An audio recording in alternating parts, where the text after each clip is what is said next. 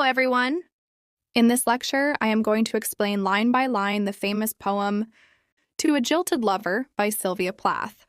But if you are new to my channel, please like the video and subscribe to the channel for more literature lectures.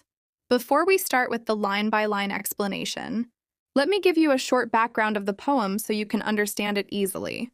Actually, this poem expresses the pain, anger, and emotional intensity of a woman who has been rejected or abandoned by her lover, the jilted lover. The speaker reflects on her sorrow, guilt, and obsession with the man she once hurt, whose love has now turned cold and distant. The poem is full of vivid imagery, especially of fire, ice, light, and darkness, to show how love can change from warmth and passion to coldness and destruction. Now let's begin the explanation line by line. Cold on my narrow cot I lie.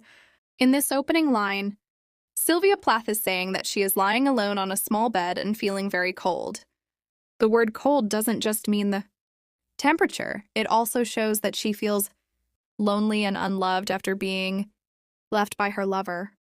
The narrow cot means a small, uncomfortable bed, showing that she is not at peace and feels trapped in her sadness. This line paints a picture of a lonely person lying awake, hurt and empty, both inside and outside, and then says, "And in sorrow look through my window square of black." It means that she looks sadly out of her window at night. The phrase window square of black means the window looks completely dark because it is nighttime outside. This image shows her deep sadness and loneliness. She stares into the darkness, which mirrors how she feels inside. The darkness outside represents her emotional pain and emptiness after being rejected by her lover. In simple words, she is lying on her bed, feeling heartbroken and looking out at the dark night, full of sorrow and loneliness, figured in the midnight sky, a mosaic of stars, diagrams the falling years. It means that she is looking up at the night sky filled with stars. Figured in the midnight sky means the stars are shining and forming patterns in the dark night. A mosaic of stars compares the stars to a beautiful artwork made of many small pieces, like tiny lights creating a big, detailed picture.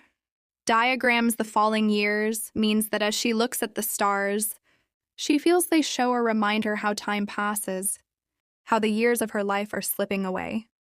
In simple words, she looks at the stars shining in the night sky, and they make her think about how quickly time is passing and how her life and love have changed over the years. While from the moon, my lover's eye chills me to death with radiance of his frozen faith. Now the poet compares the moon to her lover's cold and distant eye. Simply it means that her lover's gaze feels cold and distant. Like the moon in the sky, she imagines his eye shining down on her. But instead of warmth, it gives her a freezing feeling. The phrase chills me to death means his gaze makes her feel emotionally frozen and hurt. And radiance of his frozen faith means that his love, though still there like light, has become cold and unfeeling.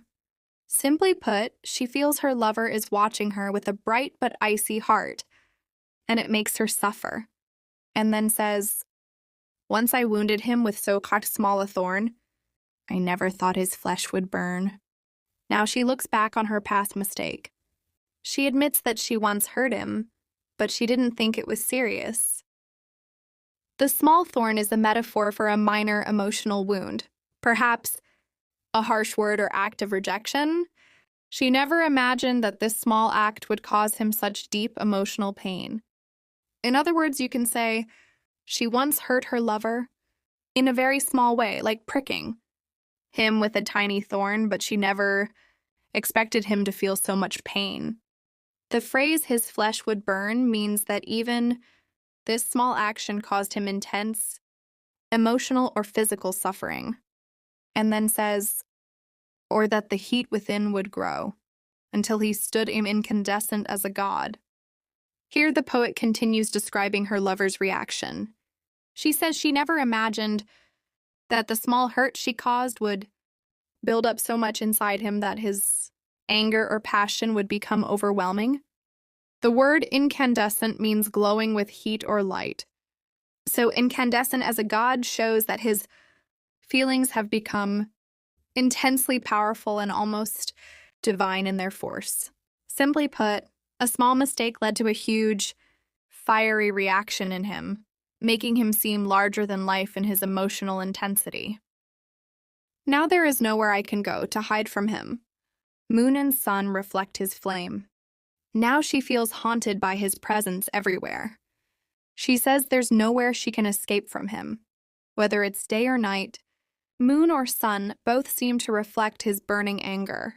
His flame represents his lingering presence in her mind, the passion, pain, and guilt that she cannot escape no matter where she goes. In the morning all shall beam and the same again. Stars pale before the angry dawn. It means that when morning comes, nothing will change. Her suffering and the intensity of her lover's anger will remain. The stars pale before the angry dawn means that the gentle, distant light of the stars becomes weak compared to the harsh, powerful light of the rising sun, which represents her lover's overwhelming presence or fury.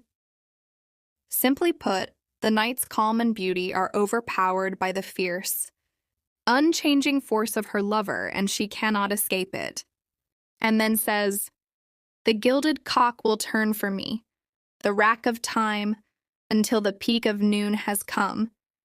Here the poet uses a metaphor to describe the passage of time and her constant exposure to her lover's intensity. The gilded cock refers to a golden rooster, symbolizing the morning and the start of the day. "Will turn for me the rack of time" means that the hours and moments of the day will continue to pass, almost as if they are being measured or stretched on a rack. "Until the peak of noon has come" shows that this cycle of time will continue until midday, the brightest and most intense part of the day. In simple words, she is saying that from morning until noon, she will remain exposed to her lover's powerful presence, and her suffering will continue without relief. And by that glare, my love will see how I am still blazing in my golden hell. In these final lines, the poet explains that even under the bright light of noon, her lover will be able to see her intense suffering. By that glare refers to the bright sunlight, and my love will see means he will witness her pain.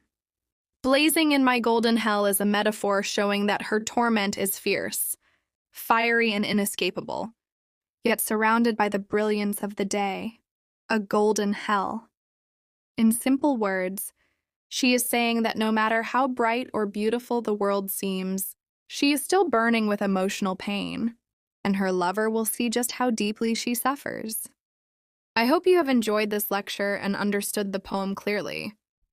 If you did, please don't forget to like the video and subscribe to the channel for more literature explanations. Thank you.